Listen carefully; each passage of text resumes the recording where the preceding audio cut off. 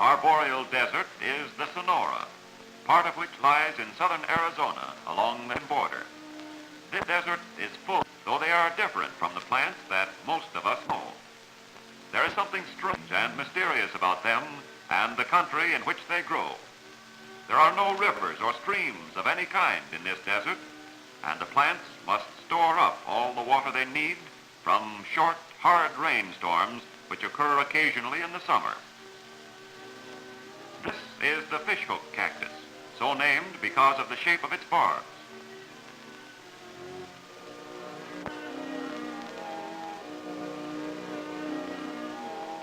The coyote is one of the shy desert dwellers.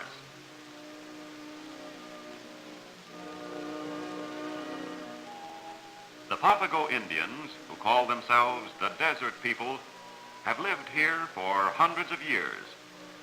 In order to exist in such a barren place, they developed a remarkable way of life that made use of nearly everything that grows on the desert.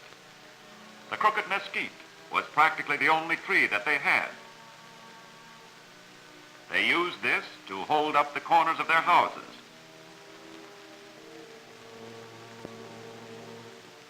The straight, slender ocotillo formed the sides of the house. First, it was cut and trimmed.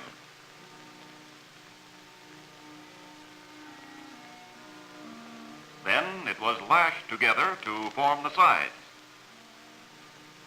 Adobe mud was used to plaster over this form. And since the ocotillo had big thorns, the mud had to be thrown on.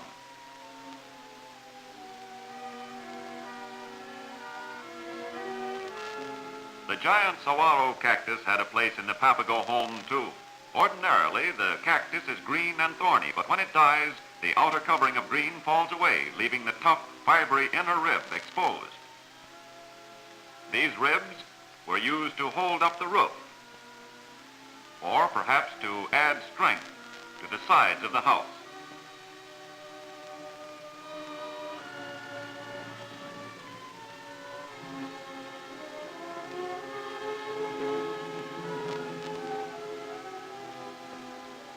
Leather thongs were used to tie the saguaro rib to the post.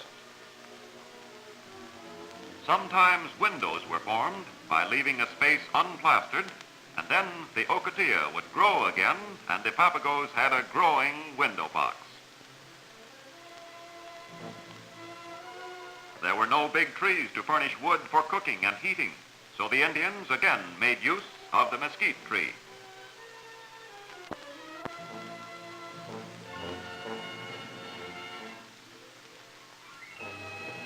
Carrying many loads long distances made these women skillful at carrying things on their head.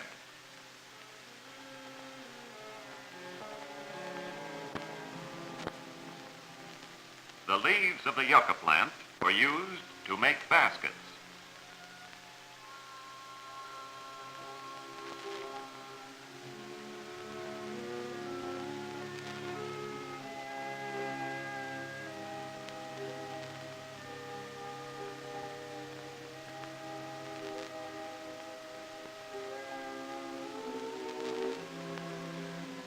Before the yucca could be used for basket making, it must be dried.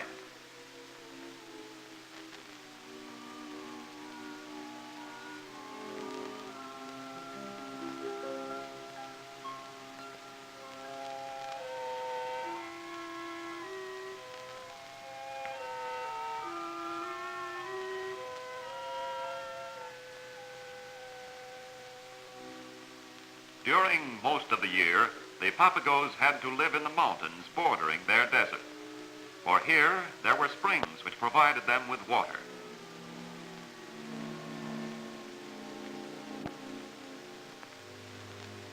The vessels which the people used for carrying water were made from materials found right near home, and the pottery was built up in an unusual way by hammering the material around a stone anvil with a paddle.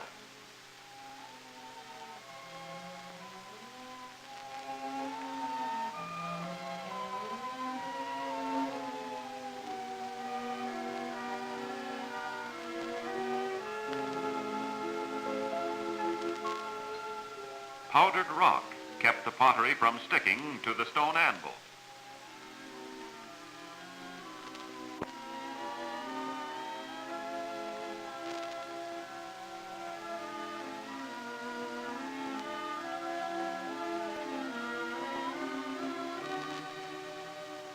Baskets had many uses. They were made by sowing bear grass with the dried yucca leaves. First, the yucca leaves were separated into strips of a size that could be used for sowing.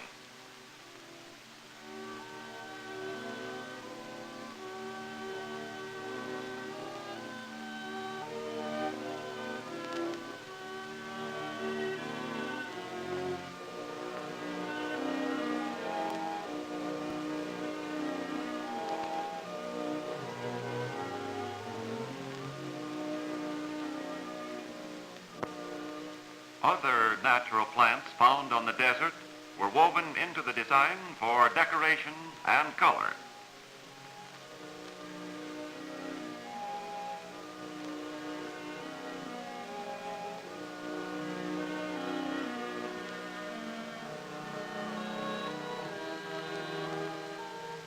Large baskets were used to store grain, for the Papagos were not successful in raising a crop every year. Sometimes they lost their crops 1 year out of every 3. These large baskets stored the grain from a good year so that they could eat during a bad one.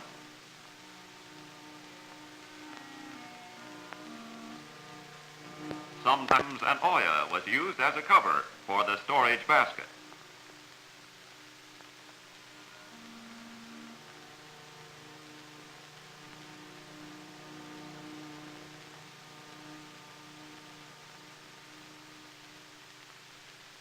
The wheat was ground on a smooth, flat grinding stone.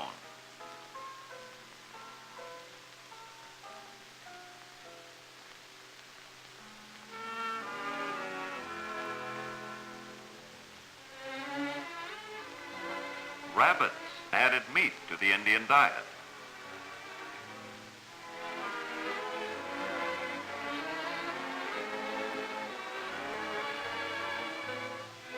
In the spring, the desert blooms and the blossoms make a riot of color.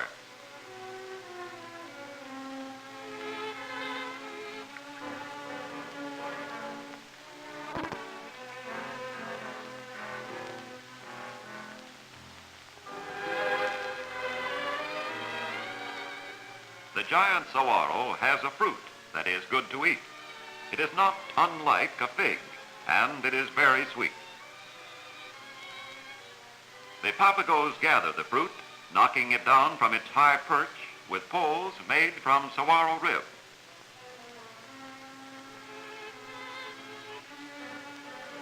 The edible portion of the fruit is squeezed out. The thick outer cover is discarded.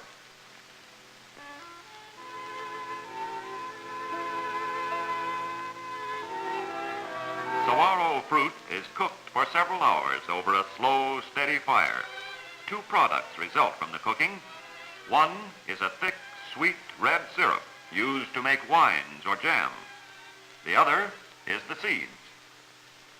The seeds must be separated from a stringy red fiber, and this is done by pounding and sifting. Then the seed is ground into flour.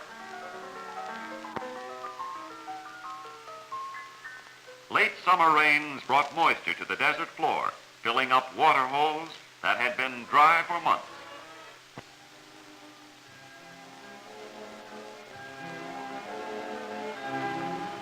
Then the Papagos moved to the desert for their summer planting. They had special baskets which helped them to move their belongings.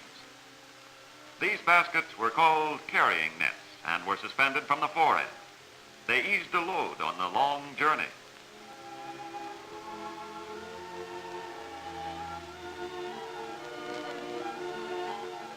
On the desert, they planted their crops. Their homes for the summer were right alongside their fields.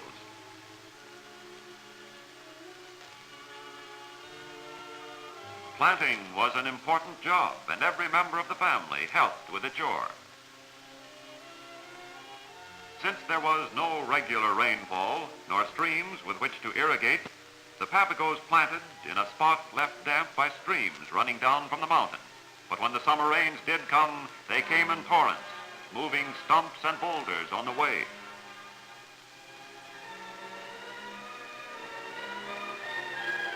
Sometimes they washed over the fields the Indians had planted and took part of the crop away.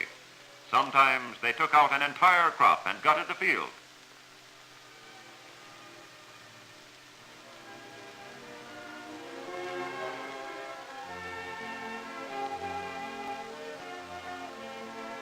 The white men brought many new things to the desert people.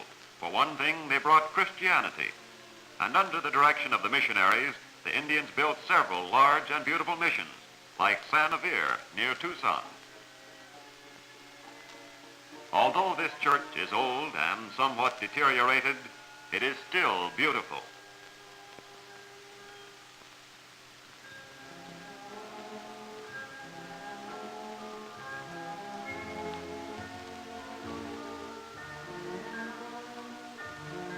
And what is more important, it is still in daily use. Another important thing that the white men brought to the desert was cattle. The first animals were poor and small, but they were a large addition to the Papago food supply.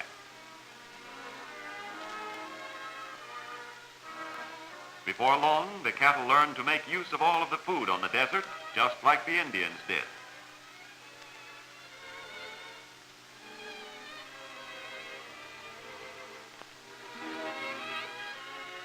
The animals found their drinking water at the same place the Indians did, and while this wasn't a very satisfactory system, there wasn't any other water available. Horses were an important addition brought by the white men. Before that time, the Papagos always moved about on foot.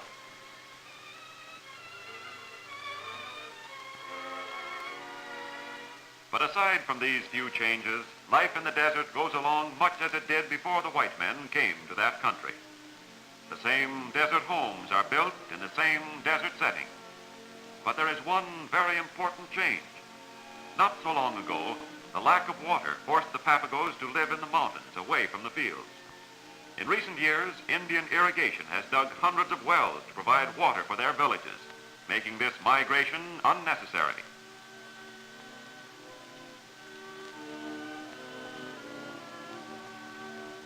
The Indians maintained these wells themselves, the government furnishing only the equipment and materials needed.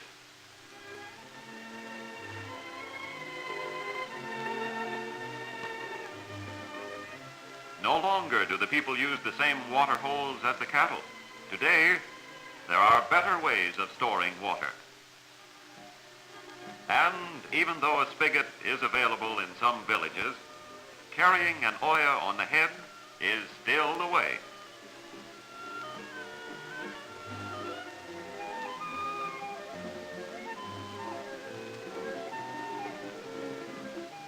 Modern medical science is getting a start on the desert. There are only 2 field nurses to take care of 5,000 Indians, but they are getting a start.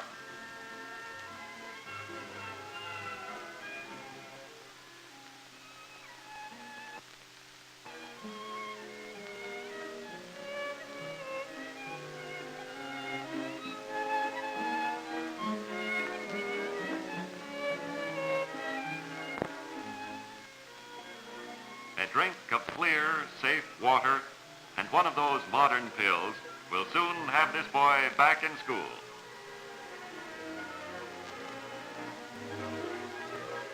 Geography is especially important today, and the children keep up their interest. Some of these small one-room schools in the desert have as many as 6 grades under the direction of one teacher. While the older children study their geography, the younger ones learn to read. Though these children live far out on the desert, they still can use the library.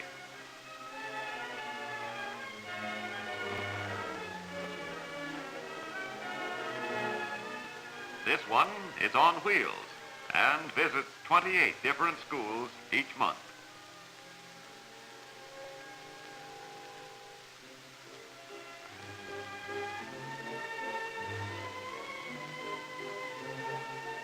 The older children select their own books, but the younger ones may need a little help.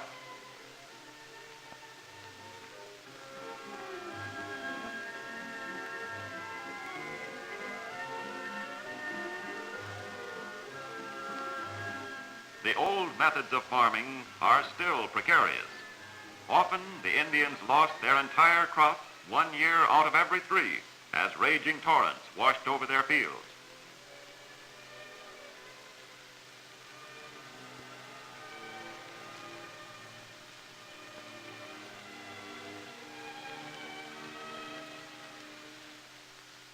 To help alleviate this condition and provide more stable methods of flood farming, irrigation engineers imported the bolsa system from Mexico. In Spanish, bolsa means pocket, and in practice, a dike is built which forms a pocket to catch the flash floods.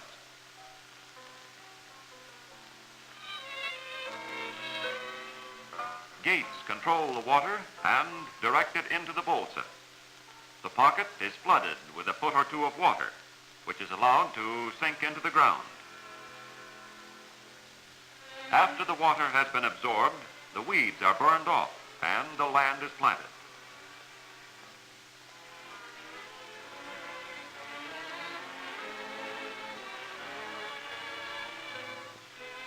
Even though it doesn't rain, the soaking stores sufficient moisture inside the bolsa to bring the crops to maturity.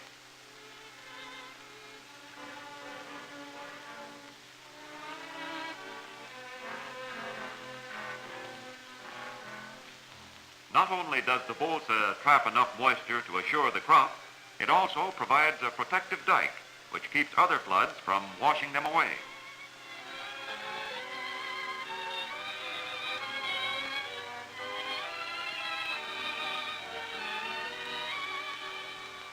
In one area, a small storage dam traps flood water and stores it for irrigating fields. This dam is only full after a hard rain, and then it is used like any irrigation storage system.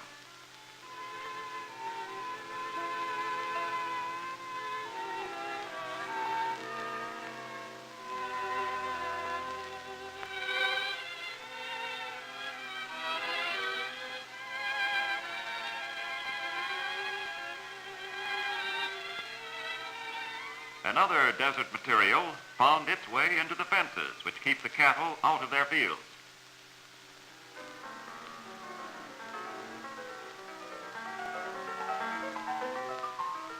The mesquite tree found still another use in building strong corrals for their stock.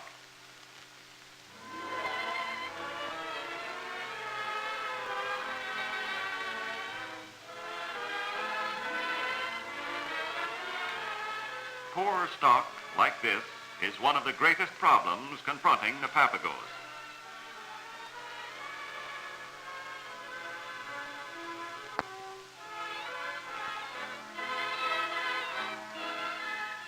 Village meetings, which everyone can attend, discuss the stock situation.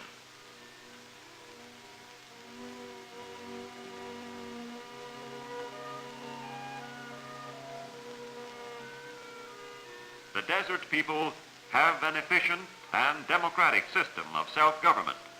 Representatives of all villages meet on the tribal council.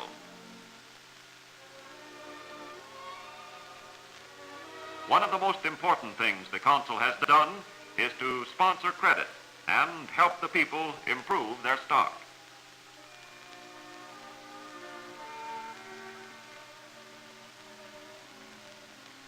Prize bulls owned by the community herd are available to all members of the tribe.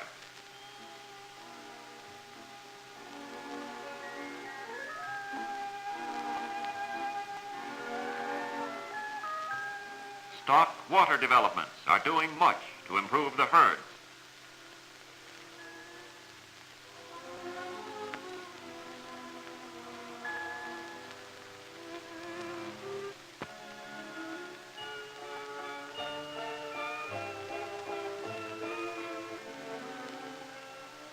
Another worthwhile thing sponsored by the Tribal Council is the Papago Arts and Craft Board. A member of the tribe is regularly employed to buy the baskets from the weavers, to ensure the quality of the baskets, as well as to make certain that the worker receives a fair price.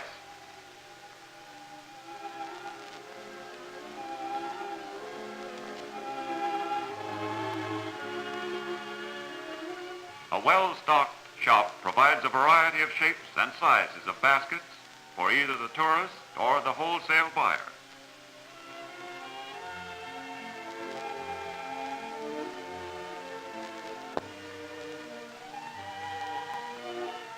Not the least of the activities sponsored by the Tribal Council is the Papago Fair, held in the winter every year. There is an opportunity for displaying and selling Papago arts and crafts.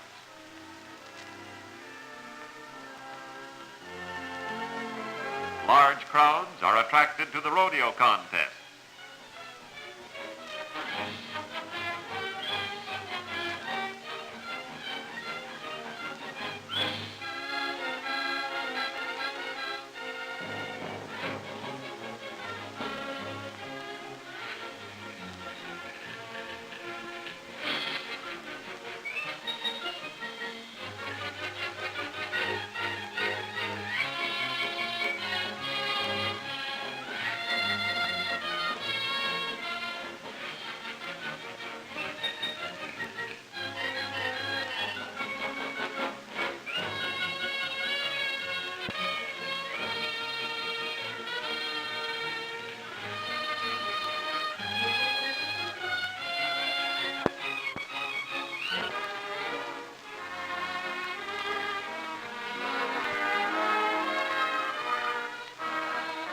Yes, this is fun, but it also bears a definite relationship to the daily life of these Indians.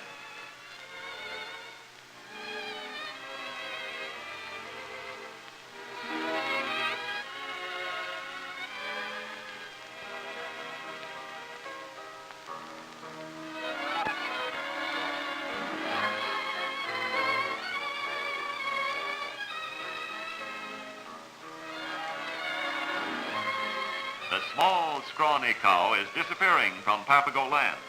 Its place is being taken by a heavier animal, better all around.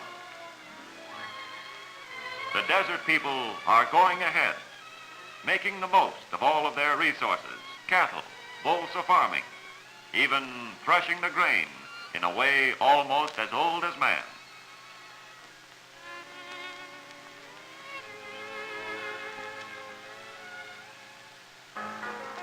Winnowing in a gentle breeze blows all the dirt and foreign matter out of the grain.